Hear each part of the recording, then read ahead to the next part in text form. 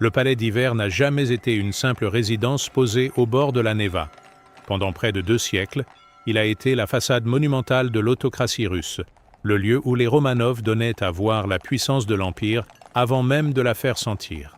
Son histoire commence avec les premières résidences d'hiver de Pierre le Grand, mais le bâtiment qui entre vraiment dans la mémoire européenne est celui voulu au milieu du XVIIIe siècle par l'impératrice Élisabeth et dessiné par Bartolomeo Francesco Rastrelli. Les travaux commencent en 1754, mobilisent plus de 4000 personnes et aboutissent en 1762 à un palais de 460 pièces. Immense quadrilatère baroque dont les façades, colonnes et sculptures de toit annoncent déjà une monarchie qui veut impressionner à distance. Catherine II, montée sur le trône la même année, garde la coquille, mais remanie largement les intérieurs dans un goût plus néoclassique. Puis, en 1837, un incendie dévore l'intérieur du palais. Il faut 4 ans pour le restaurer. Autrement dit, la vie au palais d'hiver ne se déroule jamais dans un décor figé. Elle traverse des reconstructions, des changements de goût et des réinventions permanentes, tout en gardant la même fonction essentielle, faire de la personne du souverain le centre visible du monde russe. Vu de l'extérieur, le palais résume presque à lui seul une certaine idée de l'Empire. Il domine Saint-Pétersbourg, regarde la Neva, borde la vaste place du palais et s'inscrit dans un ensemble monumental où le pouvoir se donne en spectacle. Mais y vivre ne signifiait pas seulement habiter un lieu somptueux. Cela voulait dire accepter qu'aucune pièce, aucun couloir, aucun escalier ne soit neutre. Le palais d'hiver était conçu pour ordonner les distances entre les personnes, entre les rangs, entre ceux qui regardaient et ceux qui étaient regardés. Même l'art participait à cette politique de la présence. En 1764, Catherine II fonde l'Ermitage comme musée de cour et galerie privée, adossé à la résidence impériale. Ce geste n'est pas anodin. La dynastie ne se contente pas d'occuper un palais. Elle se met aussi en scène comme protectrice du goût, de la civilisation et du raffinement européen. Dans ce monde, la vie quotidienne se déroule à l'ombre d'une idée simple. Le souverain n'habite pas seulement sa maison, il habite son rôle. Et tous ceux qui entrent dans ce rôle, qu'ils soient membres de la famille, courtisans, serviteurs ou invités, sont absorbés par la logique du décor. Cela se sentait dès l'arrivée. Les grands parcours du palais n'étaient pas faits pour conduire simplement d'une porte à une autre, ils étaient faits pour produire de l'effet. L'escalier Jordan, sur lequel débouche encore aujourd'hui une part essentielle du parcours monumental, menait vers les salles d'apparat du palais d'hiver. La salle Saint-Georges, grand espace du trône, incarnait la majesté officielle. Le salon de Malachite, avec son luxe minéral et théâtral, faisait partie de ces pièces où la matière elle-même semblait travailler pour la gloire impériale. Le palais fonctionnait donc comme une machine à hiérarchiser les regards. Plus on avançait vers les espaces où le tsar recevait, plus on entrait dans une zone où le protocole imposait sa loi. Dans un tel cadre, vivre signifiait toujours évoluer entre des seuils. Un seuil séparait la foule invitée de la cour véritable.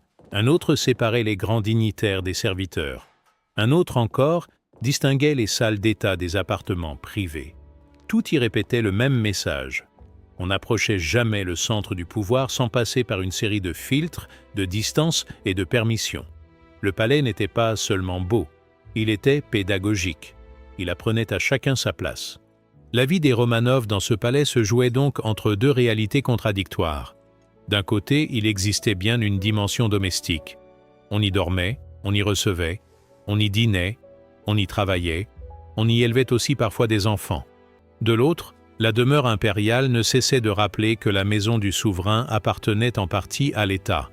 Les espaces privés existaient, mais ils n'étaient jamais totalement séparés de la représentation. Les appartements formaient des poches d'intimité dans un ensemble conçu pour la visibilité. Même lorsque le pouvoir impérial cherchait le retrait, il devait composer avec une architecture pensée pour l'apparition. C'est l'une des grandes différences entre le palais d'hiver et l'image moderne que l'on se fait d'un foyer. Un foyer ordinaire protège ses habitants du monde. Le palais d'hiver, lui, avait pour vocation d'exposer le sommet du monde russe à un public sélectionné, réglé, filtré, mais bien réel. La vie familiale y était possible, certes, mais elle restait en permanence traversée par le cérémonial, par le service, par la surveillance douce du protocole et par la proximité des fonctions d'État. Chez les Romanov, habiter revenait toujours un peu à régner sous les yeux d'autrui. Cette tension entre le privé et le public devient encore plus visible à la fin de l'époque impériale. Les sources du musée de Tsarskoïe Selo rappellent qu'à partir de 1905, le palais Alexandre devient la résidence permanente de Nicolas II. Le fait est révélateur. Officiellement, le palais d'hiver demeure le centre symbolique de l'Empire à Saint-Pétersbourg. Dans la pratique, la dernière famille impériale préfère un lieu plus retiré, plus sûr, plus compatible avec une existence familiale resserrée. Cela ne veut pas dire que le palais d'hiver cesse d'être important. Au contraire, il reste la grande scène des cérémonies, des réceptions et du langage impérial. Mais il devient de moins en moins un véritable foyer, et de plus en plus un décor nécessaire, imposant, presque obligatoire. Cette évolution dit beaucoup de la vie des derniers Romanov. Plus le régime entre dans la crise, plus l'écart se creuse entre la demeure officielle du pouvoir et la manière dont le couple impérial souhaite vivre. Le palais continue d'incarner l'autocratie. Pourtant, cette autocratie ne s'y sent déjà plus tout à fait chez elle. Ce qui permettait à cet univers de tenir, jour après jour, ce n'était pas seulement l'autorité du tsar. C'était aussi une immense population de serviteurs, d'employés, d'intermédiaires et d'officiers de cour. Les recherches consacrées aux serviteurs du palais d'hiver au XIXe siècle montrent bien que ce personnel ne formait pas un arrière-plan vague, mais un monde structuré, ordonné, indispensable au fonctionnement de la monarchie. Dans un palais pareil, rien n'était simple. Il fallait entretenir les salles, préparer les repas, gérer le linge, surveiller les accès, transmettre les messages, accompagner les déplacements, mettre en place les cérémonies, faire tourner une logistique colossale. L'éclat des Romanov reposait donc sur une armée silencieuse. Cette domesticité n'était pas seulement technique, elle était politique. Plus la représentation du souverain devait paraître naturelle, plus elle dépendait d'un travail invisible. Derrière chaque réception, il y avait des dizaines de mains. Derrière chaque geste parfaitement réglé, une hiérarchie de fonctions. Derrière chaque apparition du tsar, une préparation minutieuse.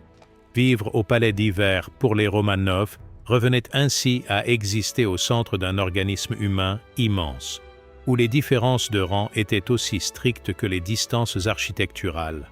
À la cour russe, le pouvoir se voyait dans l'or et le marbre. Il se soutenait en réalité sur l'ordre du service. Le temps lui-même obéissait à cette logique. La cour impériale n'était pas rythmée d'abord par les besoins personnels de la famille, mais par un calendrier de manifestations où l'État, la religion et la dynastie se rejoignaient. Les études consacrées aux cérémonies de la monarchie russe montrent l'importance des processions, des fêtes du Nouvel An, de Pâques, du jour de fête du souverain, sans oublier les grandes célébrations religieuses où la cour entière participait. L'une des plus révélatrices reste la cérémonie de l'Épiphanie, décrite comme un grand événement public auquel prenait part toute la cour. Cette répétition rituelle avait une fonction précise: faire exister la monarchie non seulement comme institution, mais comme spectacle ordonné, visible, presque liturgique. Dans ce cadre, la vie au palais n'était jamais laissée à la spontanéité. Le temps du souverain servait à produire du sens. Les apparitions, les processions, les repas officiels, les échanges de vœux, les fêtes religieuses, tout cela disait à la noblesse, à l'administration et au public ce qu'était l'Empire et où se situait sa source. La famille impériale pouvait bien avoir ses habitudes, ses préférences, ses fatigues ou ses conflits. Le palais exigeait que la dynastie se montre selon un rythme supérieur, presque impersonnel, celui d'un ordre qui se voulait éternel. C'est aussi pour cela que le palais d'hiver aimait tant les réceptions et les grandes soirées. Dans un tel lieu, le bal n'était jamais seulement une distraction. Il servait à transformer l'aristocratie en public choisi, à lui rappeler son privilège tout en lui assignant sa place autour du trône. Les banquets, les soirées, les concerts et les fêtes costumées permettaient à la monarchie de se raconter à elle-même. Le point culminant de cette théâtralité est souvent associé au célèbre bal costumé de 1903, l'un des événements mondains les plus marquants du règne de Nicolas II. Les invités y apparaissaient, vêtus de costumes inspirés du XVIIe siècle russe, comme si le palais cherchait à ressusciter une Russie ancienne, sacrée, intacte, au moment même où le présent devenait plus inquiétant. Cette soirée dit beaucoup sur la vie des Romanov, dans leur grande résidence de Saint-Pétersbourg. Elle montre une dynastie capable d'une splendeur extraordinaire, fascinée par sa propre image historique, persuadée encore que l'apparat peut réaffirmer la continuité du pouvoir. Mais elle laisse aussi entrevoir quelque chose de plus fragile. Quand un régime éprouve le besoin de se réfugier dans la mise en scène de son passé, c'est souvent que son présent se fissure déjà.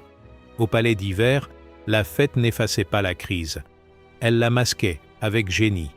Cette fragilité n'avait rien d'abstrait. Le Palais d'Hiver, malgré son immensité, n'était pas invulnérable. L'incendie de 1837 avait déjà prouvé que la magnificence impériale pouvait partir en fumée. La restauration achevée 4 ans plus tard avait rendu au palais sa fonction et son prestige. Mais elle n'avait pas supprimé l'idée d'une précarité cachée sous le vernis du faste. Plus grave encore, en février 1880, une explosion frappe la salle à manger impériale du palais. Britannica rappelle qu'un ouvrier, Stepan Kaltourin, fait sauter la salle dans le cadre d'une tentative contre Alexandre II. Le choc est immense. La résidence qui devait incarner la solidité de l'État apparaît soudain comme un lieu traversé par la menace révolutionnaire. L'autocratie russe découvre qu'elle peut être atteinte au cœur même de son décor le plus emblématique. À partir de là, le Palais d'Hiver cesse d'être seulement un symbole de prestige. Il devient aussi un symbole d'exposition, presque de vulnérabilité. Derrière les dorures, on sent monter un autre siècle, plus violent, plus clandestin, où les bombes et les attentats pénètrent jusque dans les espaces les plus sacrés du pouvoir. Vivre dans un palais pareil, pour les Romanov, c'était donc vivre au centre d'une contradiction inquiétante. Plus le lieu semblait monumental, plus il attirait les regards, et plus il attirait les regards, plus il devenait difficile à protéger. La vie au Palais d'Hiver n'a jamais été identique d'un règne à l'autre, et c'est précisément ce qui la rend si révélatrice. Sous Catherine II, la résidence participe à l'affirmation d'une monarchie qui se veut éclairée, collectionneuse, européenne. Sous Nicolas Ier et Alexandre II, elle demeure l'un des centres les plus visibles du cérémonial impérial. Mais à la fin du XIXe siècle, quelque chose change de ton.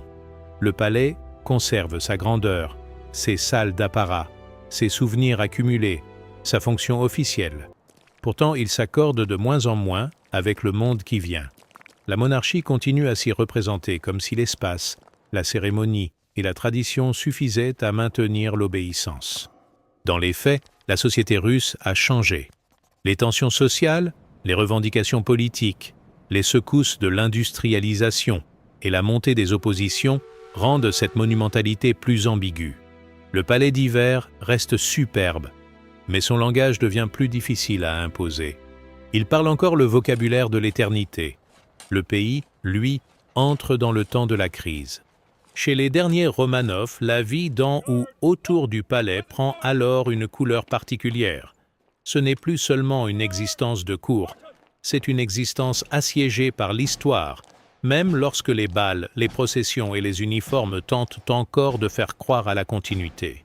Le 22 janvier 1905 cristallise cette rupture mieux que n'importe quelle description. Ce jour-là, des manifestants pacifiques, conduits par le père Gapone, avancent vers le Palais d'Hiver en portant des icônes religieuses, des portraits de Nicolas II et des pétitions demandant des réformes. Le geste est capital. Ces hommes et ces femmes ne marchent pas d'abord vers un bâtiment administratif abstrait. Ils marchent vers la résidence impériale, c'est-à-dire vers le lieu où ils imaginent encore pouvoir s'adresser au petit père du peuple. Britannica rappelle que Nicolas n'est pas dans la ville et que la procession est stoppée dans le sang. Plus de 100 manifestants sont tués et plusieurs centaines blessés. Cette journée, connue sous le nom de Dimanche rouge, ouvre la phase violente de la Révolution de 1905. Pour le Palais d'Hiver, la scène est dévastatrice sur le plan symbolique. Le bâtiment qui, pendant des générations, avait servi de centre visible de l'autocratie, devient aussi le point vers lequel convergent les attentes déçues du peuple russe. À cet instant, sa façade ne renvoie plus seulement la splendeur du régime, Elle renvoie son échec à se faire entendre autrement que par la distance, l'intermédiaire et la force. La vie des Romanov ne s'y lit plus comme une forme supérieure d'ordre. Elle s'y lit comme une séparation devenue tragique entre le sommet du pouvoir et la société qui l'entoure. Le fait que Nicolas II et sa famille s'installent durablement au palais Alexandre à partir de 1905 prend alors un relief encore plus net. Cette décision, attestée par le musée de Tsarskoye Selo et par d'autres institutions patrimoniales, ne relève pas seulement d'un choix pratique. Elle marque le déplacement du centre vécu de la dynastie. Le palais d'hiver reste indispensable pour l'image du régime, mais il n'est plus le lieu où les derniers Romanov veulent inscrire le cœur de leur existence. Cela ne supprime en rien son importance cérémonielle. Les salles du palais continuent de parler au nom de l'Empire, les réceptions s'y tiennent encore, l'édifice demeure l'adresse la plus chargée de sens de la monarchie russe à Saint-Pétersbourg. Pourtant, ce sens devient de plus en plus abstrait. On peut y exercer le pouvoir symboliquement sans y vivre vraiment. On peut y être présent pour l'État, tout en s'en éloignant pour la vie intime. Cette dissociation est peut-être l'un des signes les plus précis de l'épuisement du monde Romanov. Quand le palais principal d'une dynastie cesse d'être un foyer et reste avant tout une scène, le rituel peut survivre encore un temps, mais la confiance organique entre le lieu, la famille et la forme du pouvoir est déjà brisée. Les dernières années accentuent cette impression d'un décor plus fort que ceux qui l'occupent. Le palais d'hiver demeure une adresse souveraine dans les esprits, mais les secousses de la guerre, la crise politique et l'effondrement progressif du régime lui donnent un caractère presque spectral. En 1917, lorsque Nicolas II est renversé, l'édifice change brutalement de destin. Britannica note qu'après la chute du dernier tsar, le palais d'hiver devient un musée. L'Ermitage, fondé au XVIIIe siècle comme galerie privée de Catherine II, avait déjà été ouvert au public sous Nicolas Ier en 1852. Après la Révolution d'octobre, les collections impériales deviennent de propriété publique et le musée s'élargit encore. Le palais, qui avait été résidence, théâtre, centre rituel, coffre de prestige et cible politique, glisse vers une autre vie, celle d'un monument historique. Même cette transition ne se fait pas dans le silence. Les recherches et les notices du musée rappellent qu'en 1917, les espaces mêmes du palais d'hiver sont absorbés par les événements révolutionnaires. Les salles d'apparat, autrefois destinées à mettre en scène la monarchie, peuvent être réaffectées à d'autres pouvoirs. Le palais survit. Le monde qu'il servait, lui, ne survit pas. Alors, à quoi ressemblait la vie au palais d'hiver des Romanov ? Elle ressemblait à une existence prise dans un gigantesque mécanisme de représentation. On y respirait le prestige, l'histoire dynastique, les tableaux, les cérémonies, les uniformes, la liturgie du pouvoir. On y croisait des serviteurs innombrables, des courtisans attentifs, des dignitaires venus approcher le centre lumineux de l'Empire. On y passait des salons aux salles du trône, des fêtes éclatantes aux réceptions d'État, des habitudes familiales à l'obligation d'être vues. Mais cette vie avait aussi une contrepartie. Elle exigeait de vivre dans un bâtiment qui n'appartenait jamais entièrement à ceux qui l'habitaient. Elle faisait de l'intimité un privilège incertain. Elle transformait le calendrier en rituel politique. Elle exposait la dynastie à une visibilité constante, au risque, à la crise et finalement à la rupture avec le pays réel. Le palais d'hiver n'était donc ni un simple foyer royal, ni seulement un monument fastueux. C'était une machine à fabriquer de la majesté, une machine admirable, raffinée, terriblement efficace pendant un temps, puis de plus en plus décalée face au monde moderne. Les Romanov y ont vécu entourés de beauté, de service et de cérémonial. Ils y ont vécu aussi dans un espace qui, siècle après siècle, est devenu le miroir de leur grandeur, de leurs angoisses et de leur chute. Ce qui rend ce palais si fascinant aujourd'hui, ce n'est pas seulement sa splendeur préservée, ni le nombre de salles, ni la beauté de ses façades restaurées. C'est le fait qu'il condense à lui seul l'expérience d'une dynastie entière. Dans ses murs se lisent les ambitions d'Élisabeth, le goût de Catherine II, la reconstruction après l'incendie, les raffinements de l'Ermitage, les fastes du cérémonial, les angoisses de la sécurité, la violence de 1905 et l'effondrement de 1917. On comprend alors que la vie des Romanov au palais d'hiver n'était pas faite d'un seul ton. Elle pouvait être brillante, compassée, étouffante, glorieuse, réglée, solitaire, éclatante, menacée. Elle avait la beauté des choses conçues pour durer toujours, et la fragilité des régimes qui croient pouvoir suspendre l'histoire par l'architecture et le rite. C'est peut-être là, au fond, la vérité la plus forte de cette résidence impériale. Le palais d'hiver n'était pas seulement l'endroit où vivaient les Romanov. Il était l'endroit où la monarchie russe se rêvait elle-même, et où ce rêve, lentement, a cessé de tenir.